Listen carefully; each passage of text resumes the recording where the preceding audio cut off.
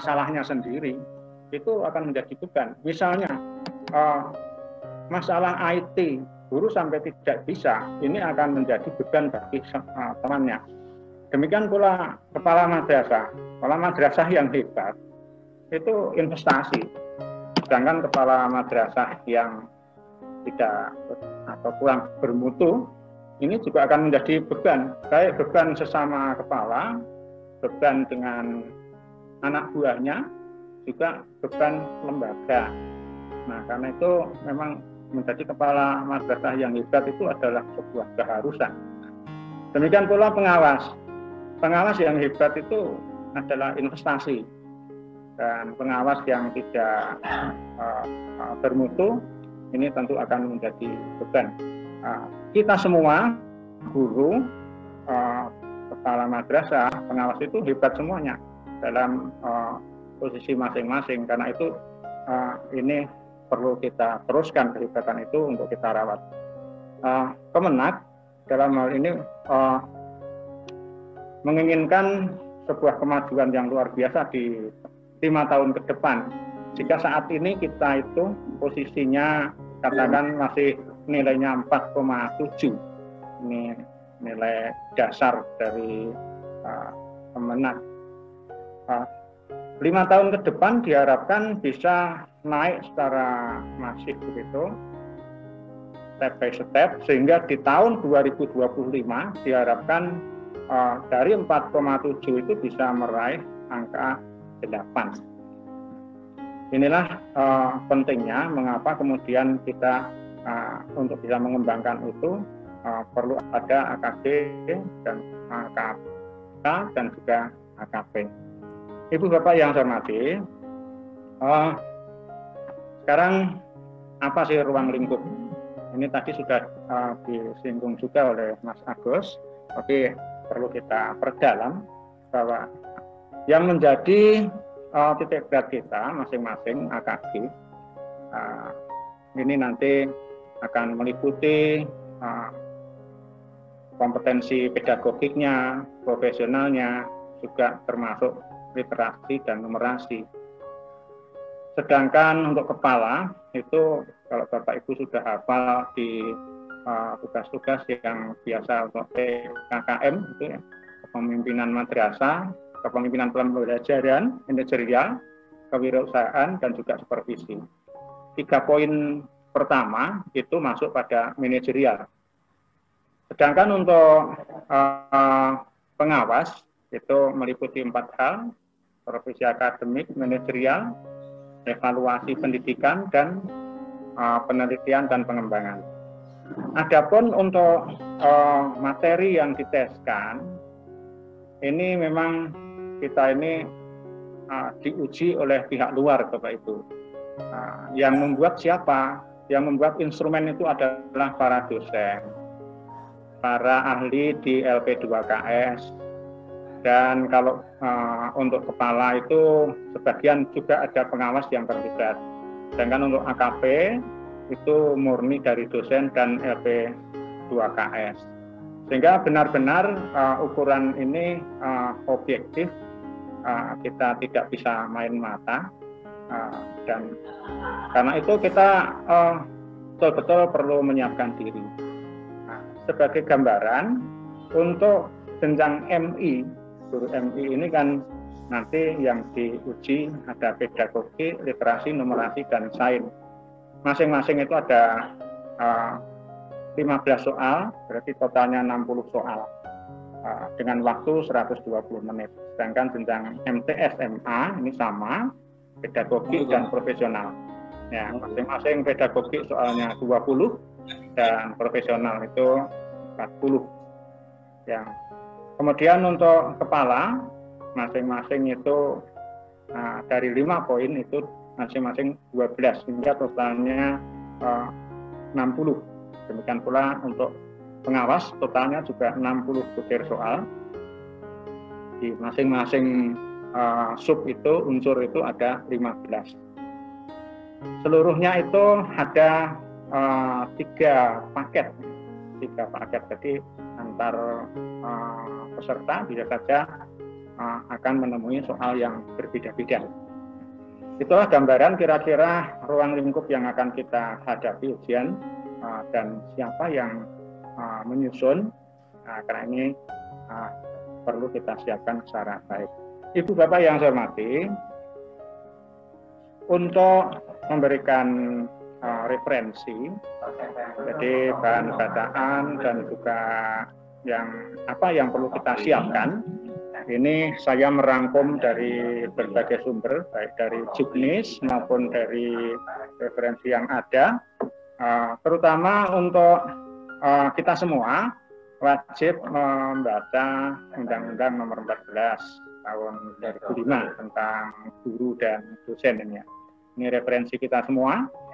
Juga Permenpan RB Nomor 16 2009, Permenpan RB Nomor 21 2010 yang juga sudah diubah ke Nomor 14 2016 tentang jabatan guru dan angka kreditnya.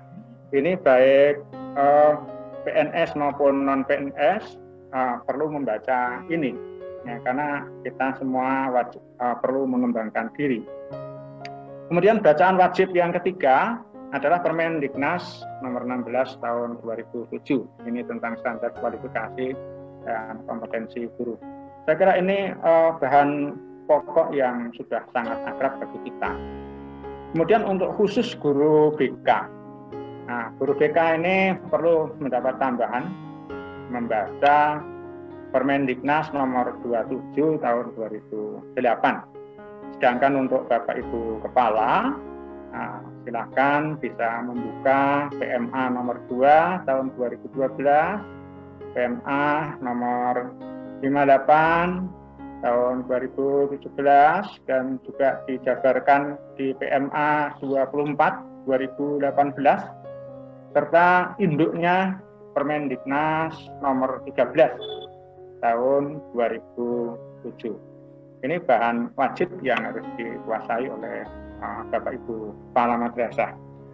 Sedangkan untuk pengawas, kita pasti tidak melupakan Permendiknas Nomor 12 tahun 2007, Permenpan RB 21 2010, juga PMA Nomor 2 2012, dan juga PMA Nomor 31 2013. Saya kira ini menjadi bahan yang sudah sangat akrab dengan kita, sehingga kita harus menghilangkan rasa takut, Bapak Ibu. Beberapa dari Sukoharjo, dari teman-teman yang lain,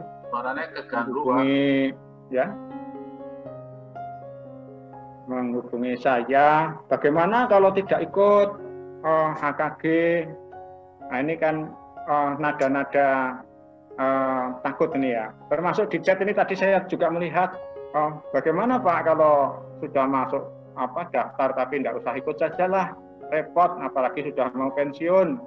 Nah, Bapak Ibu tidak perlu takut, karena semua itu kita dinilai dengan nilai yang nyaman kok.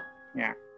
Tidak ada yang perlu kita takuti, karena semua kompetensi yang diujikan itu sudah ada dalam diri kita sebagai seorang profesional. Bapak Ibu yang saya hormati, ini saya memang cepat saja ya, karena hal-hal teknis nanti yang terkait dengan apa yang harus Bapak Ibu kuasai, Bapak Ibu akan lebih bisa mendalami tentang materi dan juga latihan soal. Itu ada di web yang sudah kita tayangkan ini, Bapak Ibu ya.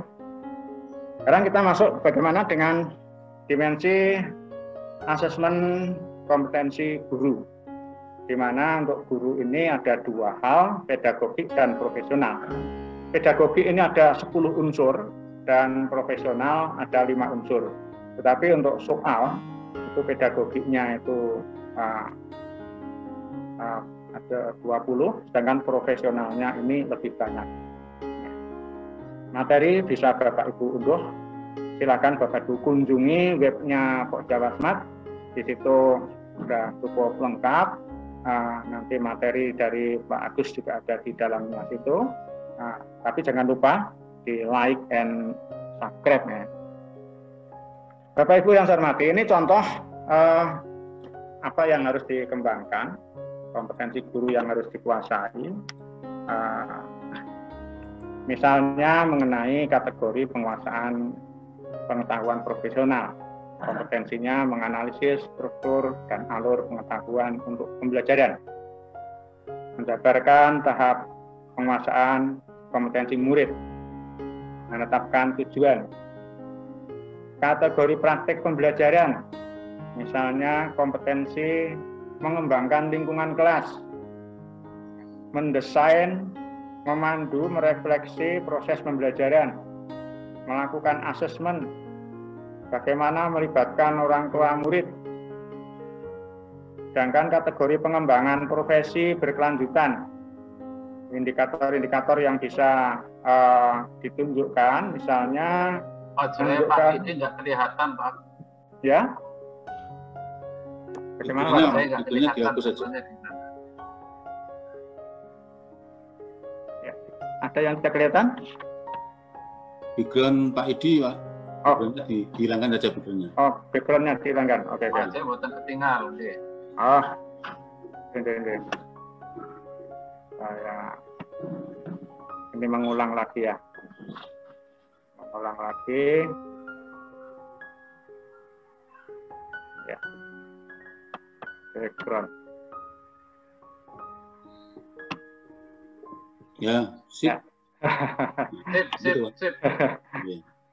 Baik, Sren pikirin lagi ya.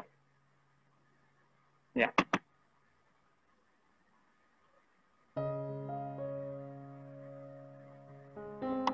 Oke. Slideshow. Ya.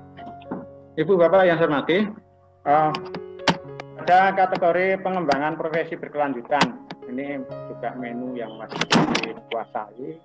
Misalnya menunjukkan kebiasaan refleksi, menunjukkan kematangan moral, menunjukkan praktek dan kebiasaan bekerja yang berorientasi pada anak, mengembangkan karir. Ini sekedar contoh dari pengembangan kompetensi yang ada dan tercantum di dalam Juknis nomor 4446. Detailnya di dalam Juknis itu seperti ini, Bapak Ibu. Nanti Bapak Ibu bisa mengkaji ulang. Ini kalau saya baca keseluruhan terlalu panjang waktunya. Yang penting saya tunjukkan saja, ini berada di dalam Juknis. Untuk AKG, pedagogiknya ini ada 10. Untuk profesionalnya ada 5. Kan profesional ini yang paling pokok apa? Yaitu Bapak Ibu guru dan juga khusus guru ya, harus menguasai materi, struktur konsep, pola pikir ya. Perlu dibaca itu buku-buku yang terkait dengan pedoman pembelajaran. Kemudian menguasai KIKD. Nah, ini penting sekali, jangan sampai ada yang terlewat ini.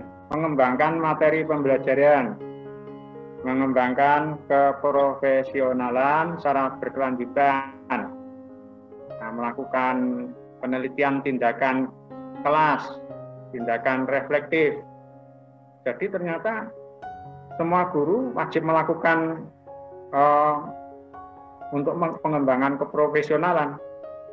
Tidak hanya PNS saja, guru-guru swasta yang sudah sertifikasi maupun yang belum juga punya kewajiban untuk mengembangkan keprofesionalannya secara berkelanjutan melalui dengan melakukan penelitian tindakan.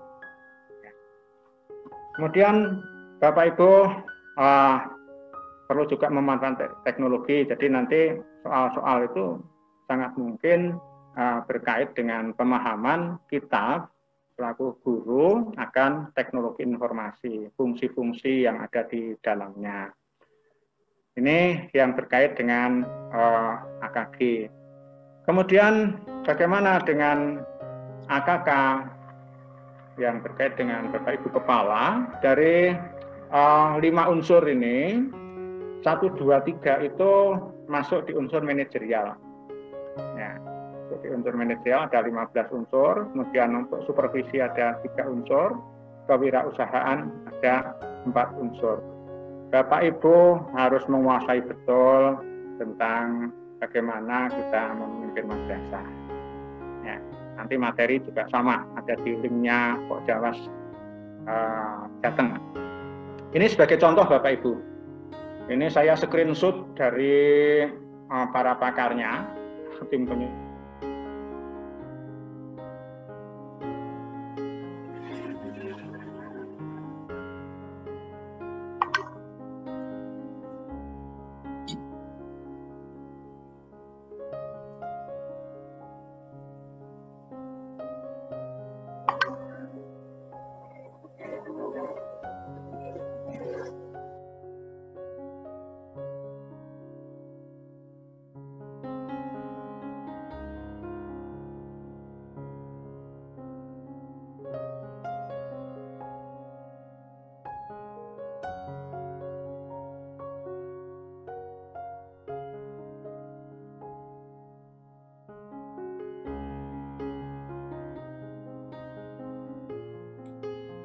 Halo Pak Edi.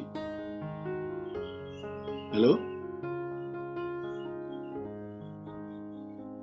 Sepertinya ada gangguan lagi nih Pak Ibu ya.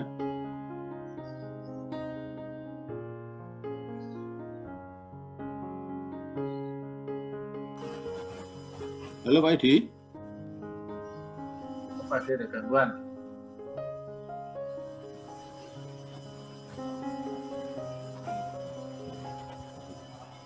Mungkin Pak bisa diganti ke tanya jawab dulu, nanti Pak Edi biar nyambung.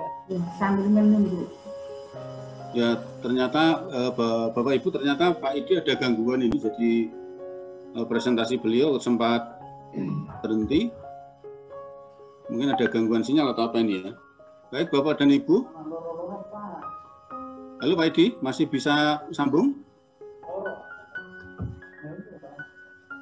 Belum bisa kayaknya, Kak.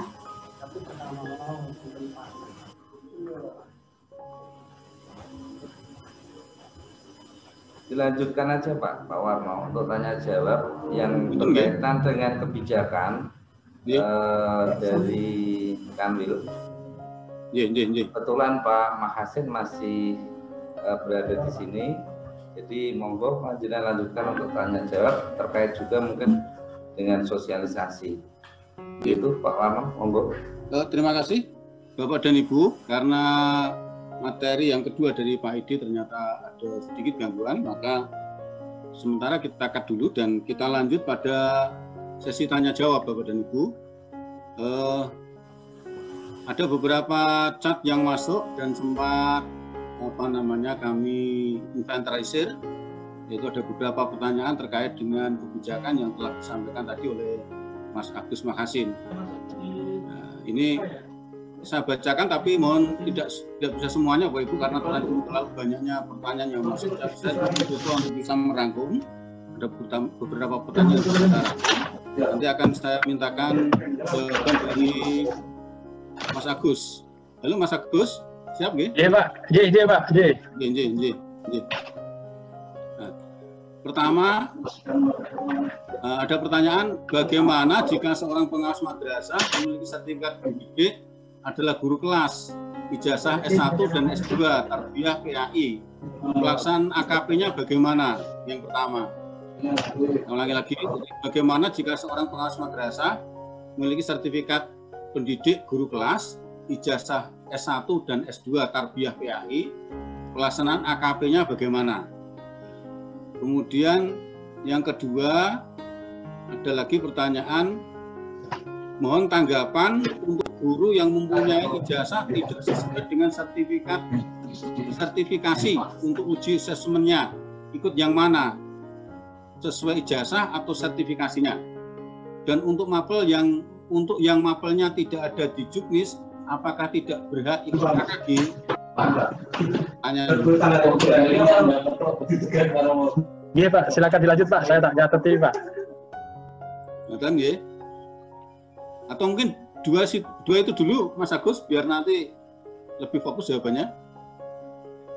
J Pak, J. Betul nggih? J Pak, siapa? J. Mohon dijawab dulu Mas Agus untuk yang dua pertanyaan tadi Mas. Assalamualaikum warahmatullahi wabarakatuh. Bapak dan Ibu, kami melanjutkan lagi saya berbicara di forum ini.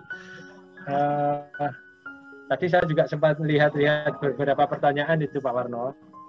Tapi saya akan fokus ke yang jenengan sampaikan dulu. Pertama, bagaimana jika pengawas itu sertifikatnya PAI atau guru kelas. Jadi gini, untuk yang tadi, untuk yang poin pertama itu kan, yang poin kedua ya Bapak dan Ibu, itu untuk syaratnya, itu syarat adalah guru yang sesuai sertifikat atau ijazahnya itu hanya untuk guru. Ketika seorang kepala dan pengawas, karena asesmen ini bukan untuk asesmen kompetensi bukan untuk ngetes asesmen kompetensi profesionalitas guru, tapi kepala madrasah dan pengawas yang mana unsur-unsur yang dinilai juga beda, maka tidak akan berpengaruh pada sertifikatnya apa atau ijazahnya apa, karena yang diukur bukan lagi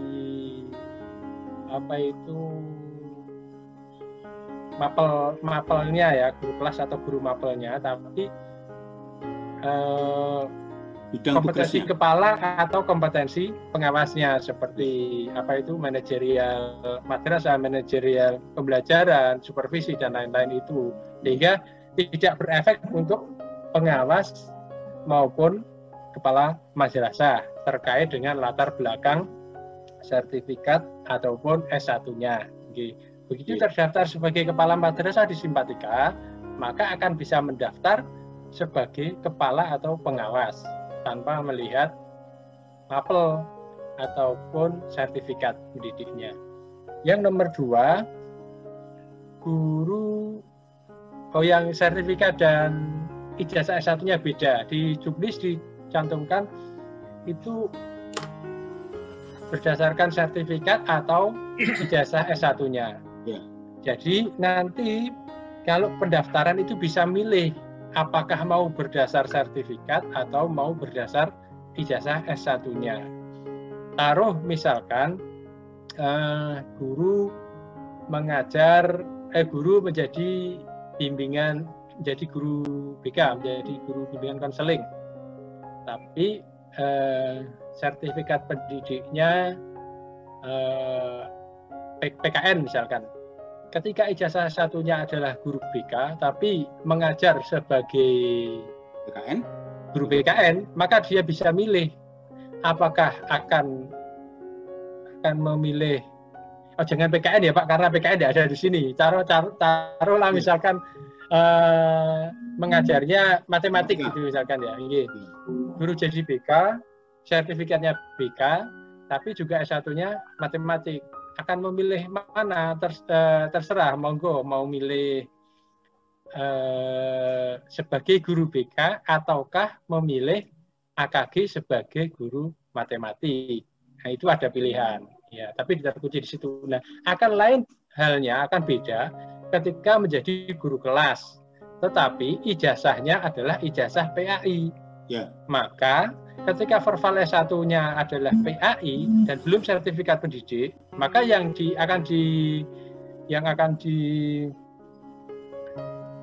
akan dipilih adalah pilihan PAI. Ketika PAI tidak ada, ya otomatis tergradasi di seleksi administratif, seperti bagian yang tadi saya sampaikan tadi, bahwa ada seleksi administratif dulu, seleksi administratif itu by sistem. Ketika memenuhi kriteria-kriteria itu baru bisa lanjut, kalau tidak ya berhenti di situ.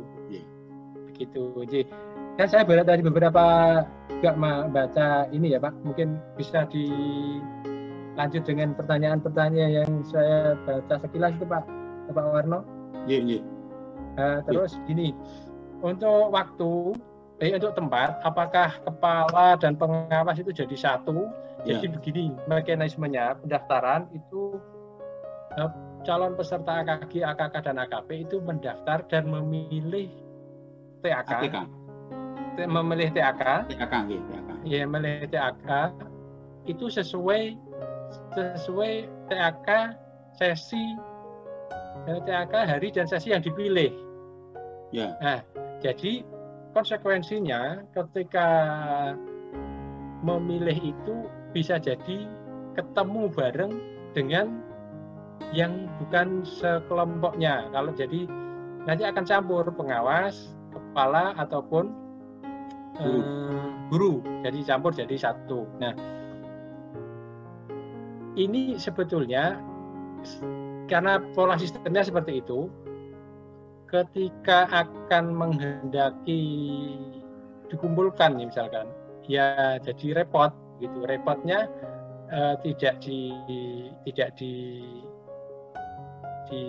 gurunya atau kepalanya, tapi admin simpatika di kabupaten kota harus mengelompokkan. Misalkan itu sudah ada isinya untuk TAK MAN 1 misalkan, pada hari pertama sesi pertama itu sudah ada daftarnya yang mendaftar di sesi dan hari pertama itu. Nah, ketika mau digabung, pengawas dengan pengawas, kepala dengan kepala, guru dengan guru, maka admin simpatikanya harus bekerja untuk memindahkan. Yang guru-guru dipindahkan ke sesi 2 atau hari kedua dan seterusnya. Kepala-kepala dipindahkan di situ. Dan itu yang merubah adalah admin simpatika di kabupaten kota. Dan itu saya kira cukup merepotkan. Ya, sangat merepotkan.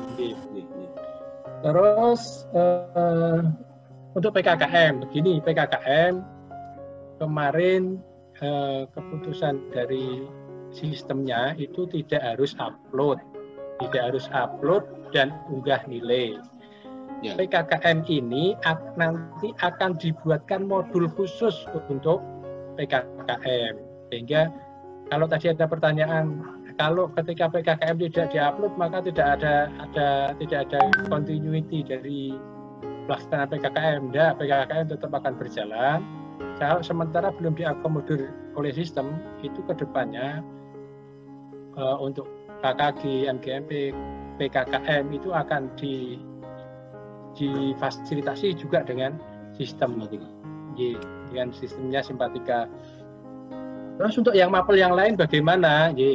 Untuk mapel yang lain kemarin sempat Pak Fahmi itu untuk mapel yang lain akan dilaksanakan di tahun berikutnya begitu.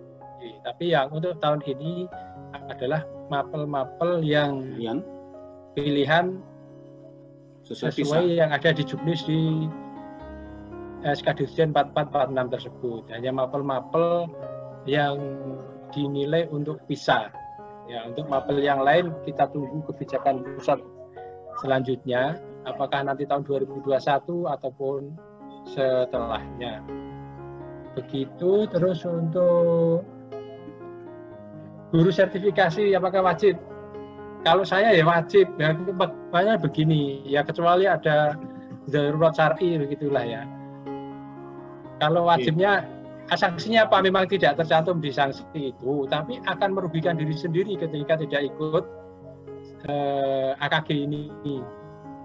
Nah, kalau yang belum sertifikasi aja ikut, mosok ya sudah sertifikasi tidak ikut begitu ya. Jadi ya kalau saya sangat mengharapkan semua guru yang mapelnya itu masuk di sini, mapel dalam arti ijazah S1-nya itu sesuai dengan yang tercantum di juknis, ya ikut semua lah. Nanti yang kalau tidak ikut itu rugi diri sendiri karena tidak punya hak untuk proses pelaksanaan PPKB pada setidaknya 5 tahun ke depan ini. Ya. Nah, ini kan jadi pintu gerbang, punya kita kesempatan di sini. Karena nanti treatment PKB ini akan berdasarkan hasil PKK, hasil AKG ini, hasil AKG ini. Ya misalkan taruh kalau nilainya itu berkembang, ya akan dikasih treatment sesuai dengan treatment berkembang. Ya kalau ketika terampil ya akan dikasih treatment sesuai dengan treatment nilai terampil. Ya begitu. Jadi, terus apa lagi nih Pak? Untuk mapel yang lain sudah, untuk tempat AKG sudah. Ya waktu pengumuman AKG.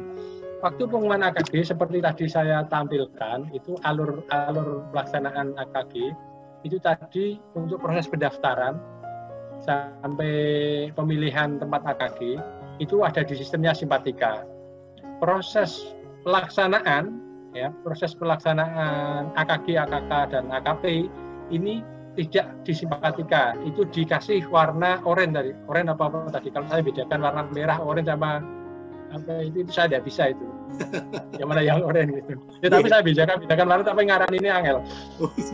Ya, jadi itu karena proses pendaftaran sampai cetak kartu dan pemilihan itu ada di Simpatika. Tapi untuk proses pelaksanaan AKG, proses penilaiannya itu di sistemnya BNBK. Jadi itu sistem yang sendiri dan hasilnya nanti itu akan dikembalikan lagi ke Simpatika. Jadi ada dua sistem yang terlibat di sini. Karena ada dua sistem, maka nilai yang muncul adalah bukan nilai yang real time, tapi hasil AKG, AKK, AKP ini diserahkan ke Simpatika baru masuk ke masing-masing akun PTK, akun kepala, akun pengawas maupun akun-akun begitu. Dan itu tidak akan muncul angkanya, tetapi akan muncul predikatnya di sistemnya masing-masing guru. Jadi tidak muncul misalkan nilai 5 enggak, atau mungkin nilainya 90 tidak, tapi akan muncul mahir, terampil begitu. Tapi di kami yang di admin GTK atau mungkin di wilayah itu akan tahu nilainya masing-masing.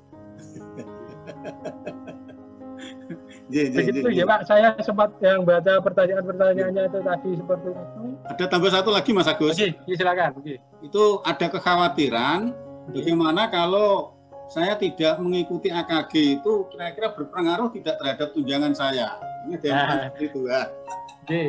Kemarin itu saya sempat begitu, kalau udah ikut yo lah dipotong UTP gini sama insentifnya satu bulan gitu, tapi tidak disetujui. Tapi tidak disetujui Pak, jadi tidak ada, sebenarnya tidak ada. Tapi gini, sekali lagi saya tekankan, ketika panjenengan semua ini tidak ikut dan punya hak untuk ikut tapi tidak ikut, maka jenengan tidak punya hak untuk ikut PKB 4 tahun ke depan. Nah itu kan yang rugi bukan orang lain, tapi rugi diri kita sendiri. Ya, karena kan kita mengajar anak dengan tantangannya masing-masing ya Bapak. Dan salah satunya tantangan zaman. Tantangan zaman, anak itu sekarang seperti yang tadi disampaikan oleh Pak Edi, hidup di zaman yang sangat berubahnya sangat cepat begitu. Itu satu. Itu belum lagi tantangan masing-masing individu, antara anak yang satu dengan yang lain beda, antara anak yang ada di latar belakang ekonomi beda, lingkungan orang tua beda, akan beda. Nah, dengan PKB, dengan pola KKG MGMP, kita bisa saling sharing di komunitas guru terdekat. Gitu. Nah, ketika seperti itu kan nanti akan banyak manfaat untuk kita. Apakah dari sisi penyampaian metodologisnya, masing-masing konsep indikatornya itu kan akan saling sharing. Ketika banyak sharing itu kan akan banyak pengalaman. Nah, ketika seperti itu kan kita akan terbekali gitu. Ketika saling sharing, gitu. Tidak terus beku bahwa ya guru itu ngajar ya hanya seperti itu, tidak, tapi semakin hari semakin berkembang dan terus berkembang dan berkelanjutan seperti itu. Itu tadi, moga Pak Warno sepertinya itu yang dia sampaikan. Kalau ada yang pertanyaan lain, tapi Warno dilanjutkan untuk pertanyaan langsung Pak. Moga. Sebentar Pak sebentar Mas Agus. Ji. Tadi di ujung sana Pak Hamid ini rupanya juga menghimpun pertanyaan dari peserta. Barangkali bisa disampaikan. Monggo Pak Hamid. Oke, Assalamualaikum. Assalamualaikum warahmatullahi wabarakatuh. Oke, yang terhormat kepada Mas Agus. Kami menghimpun dari dua sumber, dari chat maupun dari WA2C. Ini dari WA2C ada pertanyaan seperti ini Pak Agus. Bila ada pergantian kepala madrasah pada tahun ini, sedangkan tahun kemarin kan berarti belum melaksanakan PKKM. Apakah kepala madrasah tersebut berhak ikut AKM? Itu yang pertama dari Pak Muslimin Pekalongan ini. Yang kedua dari Pak Kapardi ini Pak, dari Pak Kapardi. Di madrasah swasta banyak kepala madrasah yang belum mengikuti PKKM. Ini hampir sama Pak. Apabila mengikuti AKK, apakah bisa mengikuti AKK? Sedangkan syaratnya tadi Mas Agus kan PKKM gitu ya Pak ya. Yang ketiga dari Pak Jahidin Grobogan.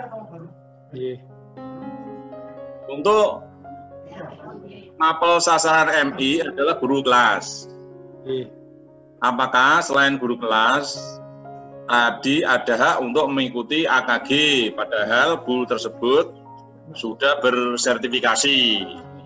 Ini pertanyaan dari WA Pak Agus, mohon untuk Cukup Pak. Pak Agus dulu. Yang dari chat nanti lagi Pak, yang chat dari chat. Jadi kan aku tidak konsisten Pak Hamid. Mau ngundang Mas, saya ingin ngundang Pak. Boleh nih Pak, Mas Neh Pak. Ya sekali-sekali Pak, sekali-kali Mas gitu Pak. Pak. Gini, seperti yang tadi saya atur bahwa di Juknis itu begitu. Jadi ketika di sistem kemarin saya atur bahwa di Malang itu di sistem tidak mensyaratkan upload nilai ataupun unggah nilai, memasukkan nilai ataupun upload berkas PKKM, maka semua kepala madrasah yang tercatat di sistem saat ini akan bisa daftar karena tidak ada kewajiban untuk upload nilai ataupun upload scan nilainya. Jadi tidak ini. Nah, kemarin penjelasan dari tim IT-nya Direktorat dan timnya Simpatika begini. Untuk PKKM akan ada modul sendiri nanti. Jadi ya kita bertahap untuk proses digitalisasi program di GTK ini bertahap. Kalau dulu dari awal verbal GTK, verbal passing, sudah maju ke step selanjutnya itu SKKPT, dan sekarang ini pada proses AKG, AKK dan AKP, dan selanjutnya begitu. Jadi nanti akan secara program-program di GTK ini secara sistem itu terbantu begitu. Terus sekarang guru kelas, jadi gini, yang daftar yang haknya adalah guru kelas, tapi saya tadi sampaikan bahwa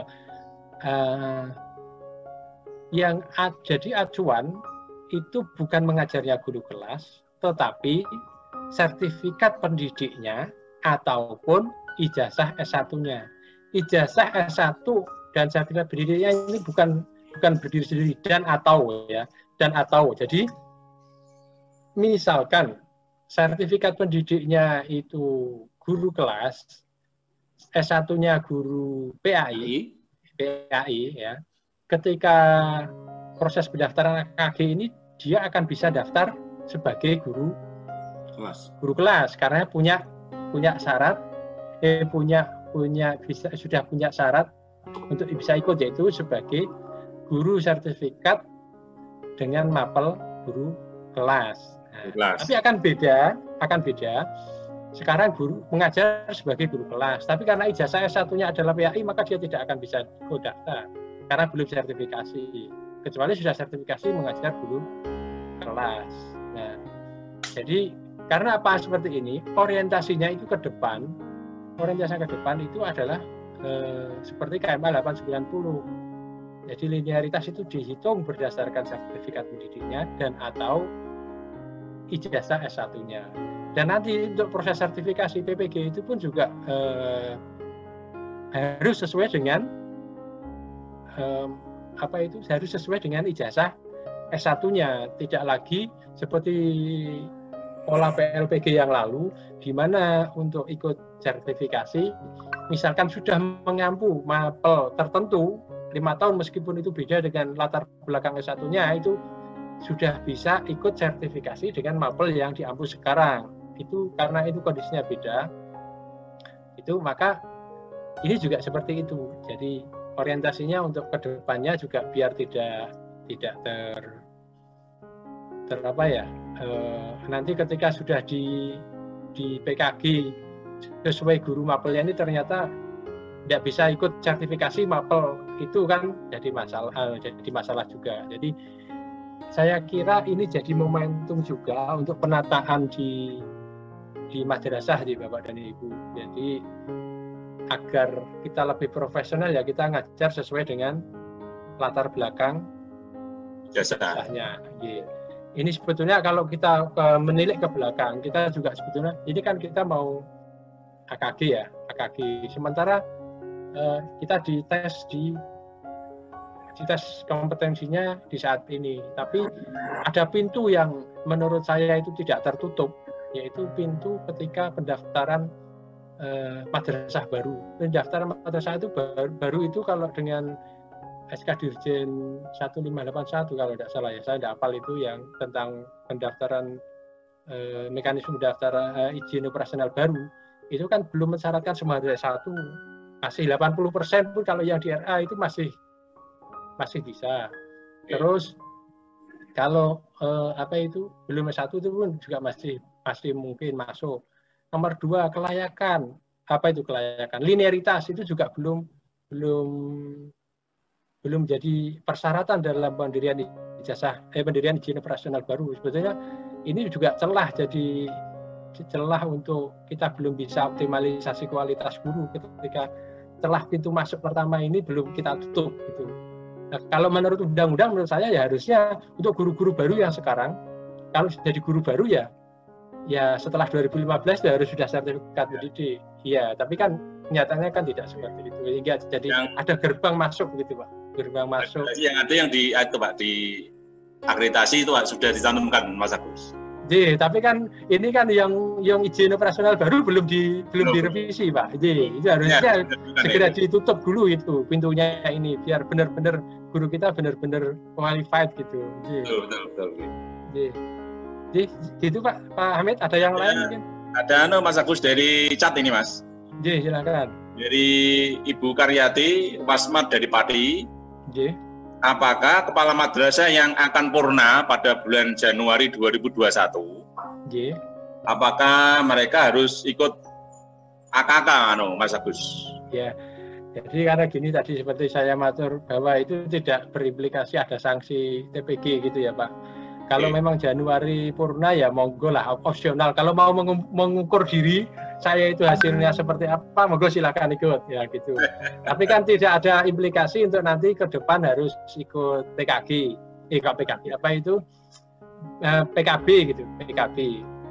Tapi kalau mau sekedar saya tak nyoba gitu kan, saya itu kalau kompetensi saya sebagai orang kepala madrasah itu bagaimana? Ini bukan mengukur kinerja kepala madrasah, bukan, tapi mengukur kompetensi kepala madrasah. Monggo kalau itu Pak. Ini pertanyaan yang kedua dari chat Mas, dari Ibu Arhamah dari Tegal. Bagaimana seorang pengawas madrasah memiliki sertifikat pendidiknya adalah guru kelas? Jadi dulu dia guru kelas. Sebelum ketika jadi pengawas itu, ijazah S1 dan S2-nya tarbiyah, PAI. Untuk pelaksanaan AKP-nya bagaimana Mas Agus? Begini, seperti saya tadi matur bahwa jadi untuk latar belakang sertifikat pendidik ataupun ijazah itu kan hanya untuk guru, nanti dia akan ikut tes kompetensi mapel apa kan begitu. Oh gitu. Itu koordinatnya ke situ. Lah ketika untuk kepala madrasah dan pengawas yang diukur bukan mapel, tapi kompetensi jabatan dia sebagai kepala atau sebagai seorang pengawas. Begitu tercantum sebagai pengawas ya otomatis akan daftar sebagai peserta AKP pengawas tanpa harus, karena yang dites juga bukan kompetensi profesional mapel kelas atau mapel PI tadi, tapi yang dites adalah kompetensi kepengawasan. Begitu juga seorang kepala madrasah yang dites bukan mapel, taruh mapel kelas, guru kelas ataupun mapel eksak yang lain, tapi adalah kompetensi sebagai kepala madrasah. Oke. Ini Mas Agus yang terakhir dari Pak Holil Demak. Tadi penjelasan dari Mas Agus, apakah dalam pelaksanaan AKP ini tadi ada kuota? Misalnya tadi kan pengawas di Jawa Tengah ada sekitar 600, kuotanya 400. Apakah semua pengawas, apakah pengawas yang tidak termuat di dalam kuota itu bagaimana gitu, Pak? Begini Pak Amir, jadi begini. Kita tidak berdasarkan kuota, tapi berdasarkan data yang masuk, yang tercatat di sistem. Oh, begitu. Data yang tercatat di sistem. Kalau tadi saya menjelaskan, kalau berdasarkan mapel yang diampu, ya, bukan berdasarkan latar belakang sertifikat atau S1, itu kita punya potensi untuk AKK dan AKP itu sekitar 62.000 guru. Ya. Tetapi karena batasannya adalah bukan mapel yang diampu, tetapi latar belakang sertifikat pendidik dan atau ijazah S1-nya, itu kemarin per tanggal 18 September, data cut off simpatika per tanggal itu, potensi pendaftar ada 49.000 sekian. Nah, itu pun bisa potensi naik di saat ini ketika semua guru yang kemarin belum verbal S1, sekarang verbal S1, nanti akan potensi naik juga ada gitu. Dan itu nanti ketika memang saat ini nanti di kabupaten kota itu TAK-nya sudah dipilih dan sudah penuh, kita akan buka kesempatan untuk menambah TAK dan kita ajukan ke Direktorat GTK bahwa Jawa Tengah yang pendaftar sekian, maka kita butuh TAK sekian. Dari perhitungan awal yang kemarin dihitung itu 237 TAK. Makasih Pak Amit. Terima kasih Mas Agus, luar biasa ini. Sangat menguasai Mas Agus data-data yang ada. Mudah-mudahan ke depan para guru, para kepala, para pengawas semakin berkualitas gitu, Mas. Amin. Dan Kanwil Jawa Tengah Majeng. Terima kasih Mas Agus. Amin. Assalamualaikum warahmatullahi wabarakatuh. Saya kembalikan Pak Warno. Terima kasih Pak Kamil, terima kasih juga Mas Agus. Saya lanjutkan dengan pertanyaan secara langsung dari peserta, dan ini hanya bisa kita batasi 3 termin saja, 3 penanya saja. Silakan Pak. Halo? Halo. Dari siapa pengawas 1 orang, dari unsur kepala madrasah 1 orang, dan dari unsur guru 1 orang. Halo, mohon maaf Pak Warno. Ya. Assalamualaikum warahmatullahi wabarakatuh. Waalaikumsalam warahmatullahi wabarakatuh. Untuk peserta webinar semua yang berbahagia, dengan Bapak Agus, Bapak Ibu Dr. selaku narsum, ini nampaknya dari peserta webinar hari ini luar biasa. Sebelum kegiatan dimulai, pertanyaan sudah banyak. Untuk itu kita pilih 3 yang saluran, yakni yang pertama, nggak tahu ini dari unsur apa karena banyaknya yang resen, maka yang pertama kami persilahkan nanti Bapak Agus Ramadan, yang kedua Ibu Endang Susiana, dan yang ketiga, saya lihat, yang ketiga Bapak Makmun. Jadi Bapak Agus Ramadan, Ibu Endang Susiana, dan Bapak Makmun. silahkan mau bertanya kepada Bapak Idi ataupun Bapak Agus, bertanya secara langsung.